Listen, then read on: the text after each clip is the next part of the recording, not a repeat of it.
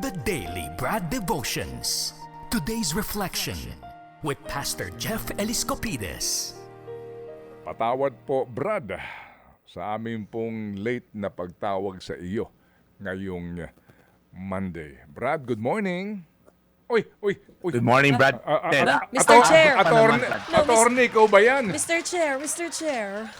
Attorney, ang receiver. Napakinggan ko yung mga hinaing nyo, Mr. Chair. Yung mic mo pang Mr. Papaayos Chair ko na yan. talaga. Oo. Opo. Uy, good to see you. Kahit pa paano na kahit na nasa labas ka, maganda kang lalaki, of course, no? Pero maganda pa rin ang iyong signal at ang iyong audio. Brad Jeff, okay? Sige. Talagang inaayos natin yan, brother. We make sure na maayos. Good morning. Batiin ko muna, Brad Ted, bago yung segment natin na anong say mo, Brad? Birthday ngayon ng ni Tita Helen. Manugang si Joy Soto, asawa ni Vice Mayor Gian. Good morning. Ayan. So maraming salamat for tuning in. Eto na, Pastor. Morning, Ted. Good morning. Eto na, sa segment nga natin na anong say mo, Brad. Meron tayong letter Pakinggan sender natin. ulit. So sa mga kapatid po nating nakatutok ngayon, ito po ang sulat galing po kay Lando. Sabi niya dito, Pastor Jeff, ako po ay 35 years old, single father, isang Katoliko. Ang aking anak ay babae, 8 years old at grade 3 po sa isang public school dito sa Metro Manila. Kami po ay mula sa probinsya na nangungupahan sa maliit na bahay sa Barangay Bagbag, Novaliches, Quezon City. Pinababantayan ko sa kapitbahay ang aking anak habang ako ay naghahanap buhay. Pastor, kinamumuhian ko ang Pasko dahil ako ay pangkaraniwang manggagawa lamang sa factory na sumusweldo ng maliit. Kapag Pasko, naiisip ko na lahat ng kapitbahay ko masaya. Maraming regalo at maraming handa. Samantalang ako, hindi ko alam kung paano maitatawid ang gastusin naming mag-ama. Minsan kinakausap ako ng anak ko tungkol sa Pasko. Wala kasi siya ng mga bagay na mayroon ng ibang mga bata, gaya ng mga bagong damit at sapatos. Naawa po ko sa aking anak. Wala naman akong bonus sa factory para ipambili ng handa at regalo ngayong Pasko. Tingin ko kasi ang Pasko, materialismo lang. Sa lahat ng petsa, Pasko ang pinakaayaw kong okasyon. Nararamdaman ko kasi na hindi patas ang mundo. Kahit pa alam ko na ito ay araw ng kapanganakan ni Jesus, naiisip ko na kung maaari lamang ay wala na lang sanang Pasko. Paano ko ba matatakasan ng ganitong damdamin at kaisipan? Pastor, kasalanan po ba sa Diyos na kamuhian ang Pasko? Yan po ang sulat nitong ating kapatid na si Lando. Pastor Jeff, anong say mo, Brad? Wow. Kuya Lando, medyo matindi po yung letra na sinulat sa amin. Malalim na Tagalog kasi ginamit na tiyak, kinamumuhian. Sa English yan, hatred. Yun na nga. Hatred. Well, sa tanong mo niyo po, Kuya Lando, kung kasalanan, yun ang tanong ni Kuya Lando, no? Kasalanan bang kamuhian ng Pasko? Well, biblically speaking po, dahil pastor ako, no? Yung pagkamuhi po kahit kanino ay kasalanan. Hate is sin, ano? Pero yung pagkamuhi niyo po sa Kapaskuhan, I'm sure may pinaguhugutan. Nabanggit niyo nga po na lalong na-highlight, na ma-magnify yung inyong kakulangan ba, pagiging salat sa maraming bagay kapag panahon ng Kapaskuhan. Alam niyo, Kuya Lando, ang Kapaskuhan po ay magnifier ng emosyon. Ano ibig sabihin ng magnifier? Ibig sabihin po na-highlight lalo yung mga emosyon. Let's say namatayan po tayo ng isang pamilya ngayong taon, either early part of this year or 4 months ago. Pagdating po ng Kapaskuhan, mananariwa po yung lungkot. Yung pangungulila, lalong sisidhi. Kapag naman yung isang binata na sinagot na nililigawan niya, lalong kikiligin niya kapag ganitong panahon ng Pasko. Kaya yung mga kamiyembro din ni Brad Ted na mga SMPs, damang-dama rin nila yung lamig ng Pasko. Yung SMP siya, samahan na malalamig ang Pasko. But anyway, so yan po yung nature ng panahon ng Kapaskuhan.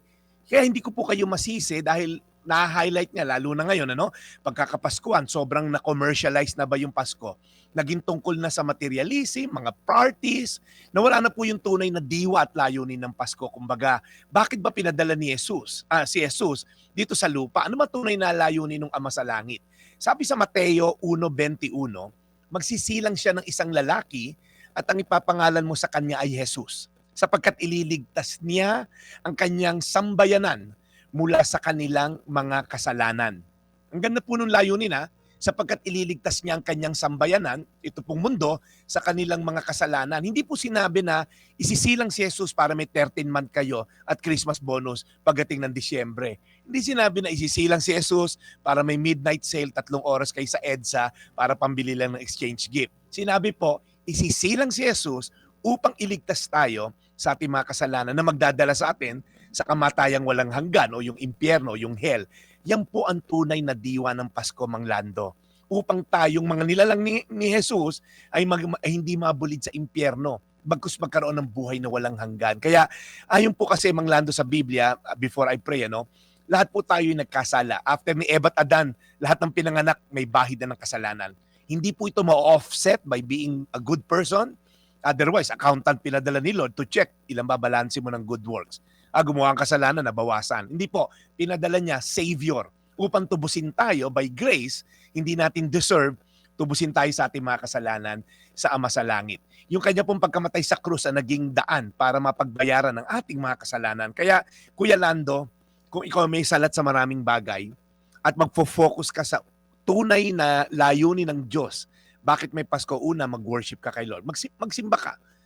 Kung mayroong ngayong simbahan malapit sa'yo, magsimba ka. Pangalawa, magdasal kayong mag-ama. Okay? Hindi ko po sinasabing wag nang magsaya. Pero ang tunay na diwa po ng Pasko ay ang pagdating ni Kristo upang tayo'y maligtas ating mga kasalanan. Kaya, Mang Lando, magdasal, manalig, maaring umikot po yung wheel of fortune natin at tayo naman po'y susustain, mapoprovide in the near future. Kaya po, Mateo 1:21, magsisilang siya ng isang lalaki at ang ipapangalan mo sa kanya ay Jesus, sapagkat ililigtas niya ang kanyang sambayanan mula sa kanilang mga kasalanan. Tayo po'y manalangin, Panginoon. Alam kong pinipicture, Lord, ni Kuya Lando ang karamihang mga kababayan namin. Magdidiwang ng Pasko, binagyo, nilindol, nasunugan. Maraming mga tao, Lord, ang salat sa mga mararangyang bagay. Pero Lord, ang Pasko ay ang pagdating mo upang iligtas kami sa aming mga kasalanan. Hindi para maggarbo ang Noche Buena. Kung meron, di okay. Pero kung wala, magsimba lang kami, magdasal at manalig sa iyong pagligtas sa amin. Salamat, Panginoon, sa diwa ng Pasko ay ang kapanganakan ng iyong anak na si Kristo. In Jesus' name. Amen. Amen. Amen. Amen. Mahal na Panginoon, muli po maraming salamat sa aming pakikinig sa magandang balitang hatid ni Brad Jeff. Lord, we pray para po sa kanyang pagmimission today at sa buong linggong ito, alagaan niyo po lagi si Brad. And Lord, we pray para po sa marami pang Lando na ngayon po nakikinig sa aming programa. Lord, gabayan niyo po kaming lahat. In Jesus' name we pray. Amen. Amen. Amen. Brad, salamat na marami ha. Marami ang nakaka-connect dito kay Lando. At yung iyong... Oo, may mga nag-comment dito na luha dun sa sulat ni Lando. May mga nababasa ako dito sa YouTube. So, for sure, hindi lang si Lando nakakaramdam ng ganyan pagka ganitong panahon, di ba? Hindi nag-iisa si Lando sa ganung pakiramdam na namuhumuhi nga sa Pasko. Yeah. Dasal natin. Oo. Kasi ano din yan eh. Siya Brad, di ba? Yung hindi na bali sa iyo. Pero yung bata yung anak mo. Yes. Alam mo yun, yung parang pagkukulang. Well, sabi na nga ni Brad Jeff kanina, yung dapat nating isipin, no? Yung pagkukulang mo doon sa bata na parang yung anyway, Mabigat. so pero ano man po ang mangyari, tuloy po ang Pasko. Amen. Okay, Brad, sige. So asa ka ba ngayon? Pakalat-kalat tayo sa Tagaytay, Brad Ted. Meron tayong kasal dito. Yun. Alas 2. Malamig. Medyo Akala namin- maambon dito. So, totoo pala yung background mo, Pastor. Oo, Okay, hindi pala ito virtual. Nasa may- Tagaytay may, ka. may nagkamali na naman. Hindi nagkamali. Ay, sorry Ikaw talaga po. eh. Oo. Alam mo, si Brad Ted, SMP yan siya. SMP certified yan. Samahang malalamig ang Pasko? Malalamig. Mm. Oh, Ewan sige, ko kung totoo, ha? Anyway. Oh, Naubo ako doon. Aray ko po. Hindi malamig ang Pasko ni Baby Boy kasi nandito ako. Mm-mm. Sa dami pa lang ng kakainin ko, magiging mainit na talaga ang Pasko natin. makolesterol ang aking Pasko. Makolesterol. Ayun. SMP. Samahang makolesterol ang Pasko. Okay. O sige, so good luck sa iyo, Brad. And, yung may kakasal, dumaan sa likod mo? Magka-holding hands? Wala. Yung ba yun? Hindi. hindi Ikaw yun. talaga. Okay. Oo. Oh, Wala naman dumaan, Brad Ted. Walang dumaan. hala. O sige. Okay, Brad, we'll catch you again tomorrow.